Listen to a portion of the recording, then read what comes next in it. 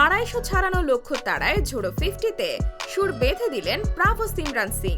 দুর্দান্ত এক সেঞ্চুরি উপহার দিলেন জনি বেয়ারস্টো। শশাঙ্ক সিং খেললেন বিস্ফোরক ইনিংস। এই তিনজনের নৈপুণ্য রেকর্ড গড়ে কলকাতা নাইট রাইডার্সকে হারালো পাঞ্জাব কিংস। ইডেন গার্ডেন্সে 262 রানের লক্ষ্যে পাঞ্জাব 8 উইকেটে জিতে যায় 8 বল বাকি থাকতেই। স্বীকৃত টি-20-তে সর্বোচ্চ রান তাড়ায় জয় এটি।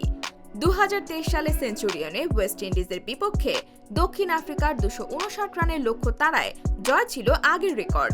আইপিএলে এর আগে সর্বোচ্চ 224 রানের লক্ষ্য তাড়ায় দুইবার জিতেছিল রাজস্থান রয়্যালস। 2020 সালে শারজাতে তখনকার কিংস 11 পাঞ্জাবের বিপক্ষে ও চলতি আসরে কলকাতার বিপক্ষে ইডেনে।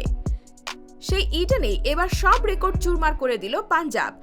48 বলে 9 ছক্কা ও 8-4-এ অপরাজিত 108 রানের ইনিংস খেলে তাদের নায়ক বেয়ারস্টো।